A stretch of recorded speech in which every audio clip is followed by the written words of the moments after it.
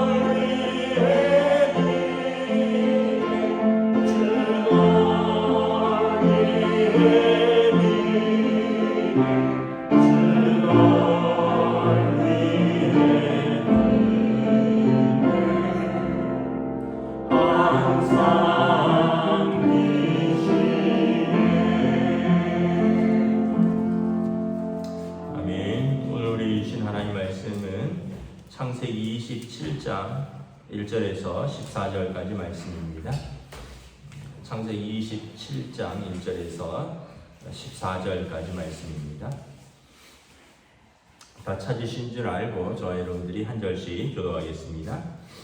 이삭이 나이가 많아 눈이 어두워 잘 보지 못하더니 맏아들 에서를 불러 이르되 내 아들아 하매 그가 이르되 내가 여기 있나이다 하니 이삭이 이르되 내가 이제 늙어 어느 날 죽을는지 알지 못하니 그런즉 내 기구 곧 화살통과 활을 가지고 들에 가서 나를 위하여 사냥하여 내가 즐기는 별미를 만들어 내게로 가져와서 먹게 하여 내가 죽기 전에 내 마음껏 내게 축복하게 하라. 이삭이 그의 아들 에서에게 말할 때에 리브가가 들었더니 에서가 사냥하여 오려고 들에 나가매 리브가가 그의 아들 야곱에게 말하되 내 아버지가 내 형 에서에게 말씀하시는 것을 내가 들으니 이르시기를 나를 위하여 사냥하여 가져다가 별미를 만들어 내가 먹게 하여 죽기 전에 여호와 앞에서 내게 축복하게 하라 하셨으니 그러니 내 아들아 내 말을 따라 내가 내게 명하는 염소 떼에 가서 거기서 좋은 염소 새끼 2마리를 내게로 가져오면 내가 그곳으로 내 아버지를 위하여 그가 즐기시는 별미를 만들리니 내가 그것을 내 아버지께 가져다 드려서 그가 죽기 전에 내게 축복하기 위하여 잡수시게 하라. 야곱이 그 어머니 리브가에게 이르되 내 형 에서는 털이 많은 사람이요 나는 매끈매끈한 사람인즉 아버지께서 나를 만지실진데 내가 아버지 눈에 속이는 자로 보일지라 복은 고사하고 저주를 받을까 하리이다. 어머니가 그에게 이르되 내 아들아 너의 저주는 내게로 돌리리니 내 말만 따르고 가서 가져오라. 그가 끌어다가 어머니에게로 가져왔더니 그의 어머니가 그의 아버지가 즐기는 별미를 만들었더라. 아멘. 할렐루야. 오늘도 새날이 시작되었습니다. 우리 주님 주시는 은혜와 평강이 가득한 복된 시간 되시기를 축복합니다.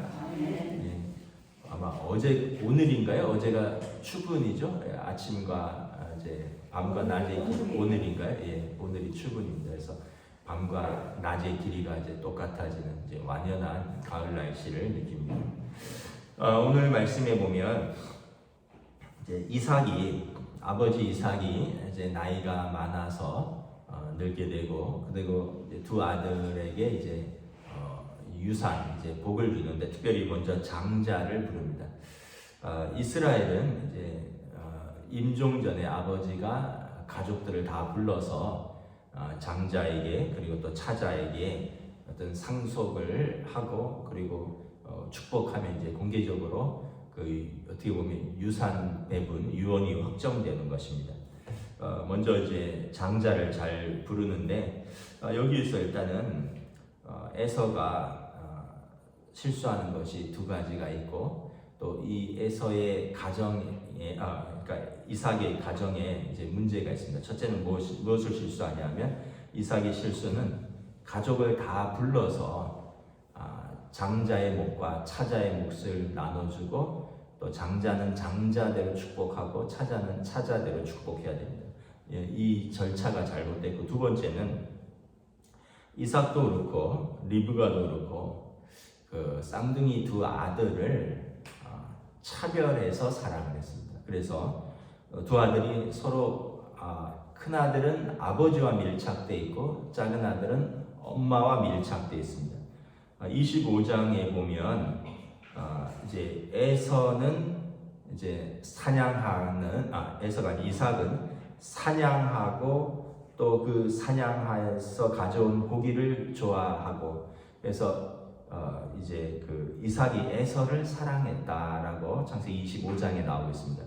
그러니까 그리고 이제 야곱은 그는 조용함으로 장막에 거하여 어머니 리브가가 사랑하였다 이렇게 기록하고 있습니다. 그러니까 이 쌍둥이인데 성격이 완전히 다른 거죠. 큰아들 에서는 쌍둥이인데도 이제 활달하고 사냥을 즐기고 고기를 즐기고 아마 모르긴 몰라도 술도 즐겼을 것입니다.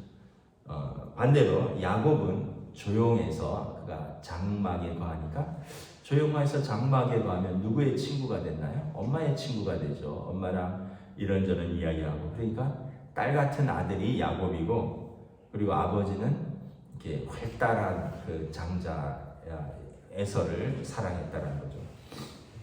아마 이삭이 본인이 좀 조용하고 얌전하고 또 본인이 좀 온유하다 보니까 그렇게 활달한 큰 아들을 자기 성격을 좀 보충하는 것 같아서 더 사랑한 것이 아닐까.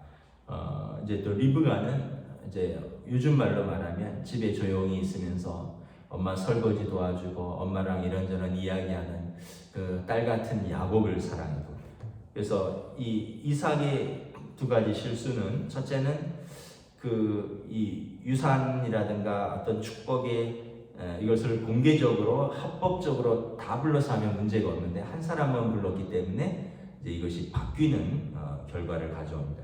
27장 1절에 보면 이삭이 나이가 많아 눈이 어두워 잘 보지 못하더니, 이 눈이 어두웠다라는 표현인데 사실은 좀 판단력이 흐려졌다라는 그 비유로 보면 될 것 같습니다. 이제 나이가 드셔서 눈이 어두워질 수 있죠. 그런데 이것은 이제 이삭의 좀 판단력이 흐려졌다. 만약에 두 아들을 다 부르고 가족을 다 불러서 장자는 장자대로 축복하고 차자는 차자대로 축복하고 장자에게 약속된 상속분을 나눠주고 차자에게 나눠준 약속된 상속분을 나눠주면 하나도 문제가 없는데, 눈이 어두워서 판단이 흐려져서 자기가 사랑하는 큰 아들만 불렀다는 거죠. 이걸 어머니 리브가가 또 이삭과 에서의 대화를 엿들어요. 아마도 부부간에 좀 그런 느낌을 알겠죠. 남편이 이제 나이가 들어서 이제 에서를 불러서 축복하려고 하는구나. 그래서 아마 리브가가 마음속에 어떤 계획이 있었던 것 같아요. 그래서 오늘 본문에 보면 야곱을 신속하게 불러서 이제 지시를 합니다. 아버지가 6절에 보면 아버지가 내 형 에서에게 말씀한 것을 내가 들었다. 그래서 지금 에서가 아버지를 위해서 사냥하러 갔다.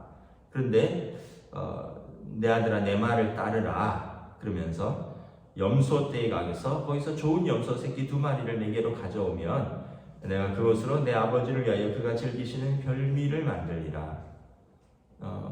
그래서 이 사냥한 사슴고기처럼 염소를 이제 엄마가 요리하겠다는 것입니다.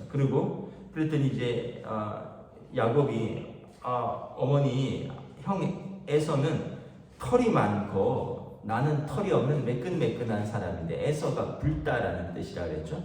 그리고 아마 또 털이 많았던 것 같아요. 아마 남성 호르몬이 많으면 털이 많거든요. 그러니까 이 아버지가 형을 쓰다듬을 때 딱 눈은 어두워도 만져보면 털이 많은데, 저는 매끈매끈한 사람인즉 괜히 아버지가 나를 만지실 때 아버지를 속이는 자로 여겨서 축복은 고사하고 저주를 받을까 염려하나이다 했더니 13절에 어머니가 걱정하지 말고 너는 그냥 염소만 끌어와라. 그리고는 이제 염소를 끌어오니까 별미를 만듭니다. 그리고는 이제 리브가가 야곱을 에서처럼 보이려고 이제 야곱에게 그 염소 털 같은 거를 이렇게 좀 붙여줍니다. 그래서 염소 새끼의 가죽을 그의 손과 그의 목에 매끈한 곳에 입히고 16절에, 그러니까 이제 손과 목 이렇게 이삭의 손으로 만질 때 그 드러나는 부분에다가 염소 새끼의 가죽, 그러니까 털이 붙어 있는 거죠. 그러니까 짐승의 오늘로 말하면 그 가죽 장갑 같은 거, 무스탕 같은 거를 살짝 입혔는데 그것도 분간을 못할 정도로 이제 연세가 드셨다는 것입니다. 이 가정이 이제 비극은 뭐냐 하면 이제 형제를 따로따로 이제 사랑해서 형제들이 자매들이 또는 부모랑 밀착하는 관계. 그런 부모가 자녀들을 키울 때 동일하게 사랑해야 됩니다. 장남이라고 더 우대하고 막내라고 더 사랑하고, 물론 좀 그런 거는 좀 있죠. 장남이 좀 듬직한 게 있고 첫사랑이니까 부모에게, 저희도 삼남매가 있잖아요. 저도 큰 아이를 제일 오래 받고 제일 먼저 받고 또 큰 아이가 3년 동안 큰 아이를 키우면서 그 아이가 첫사랑이죠. 또 그러다 보니까 부부의 사랑을 누구보다 처음에 많이 받았고 또 항상 마음으로 믿음직한 것이 있습니다. 또 막내는 저희는 막내가 또 딸인데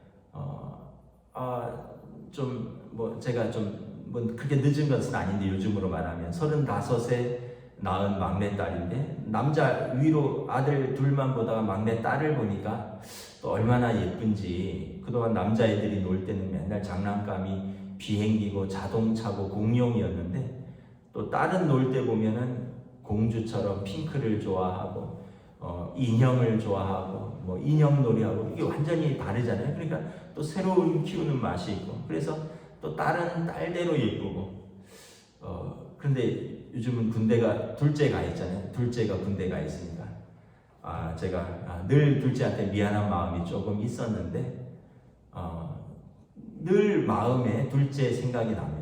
지나가다 군복을 입은 청년들을 보면 우리 둘째가 군대에 잘 있는가 가끔 가다가 어느덧 1년 가까이 1년은 아니고 이제 1년이 채 안 남았구나 뭐 이런저런 생각을 많이 하게 됩니다. 그러니까 결국은 부모 마음은 세 자녀에게 동일합니다. 단지 표현을 좀 장남이라고 좀 더 믿음직한 마음이 있고 또 좀 막내라고 좀 더 예뻐해주는 구석이 있고 뭐 그런데 그럼에도 불구하고 동일하게 사랑을 해야 되는 거죠.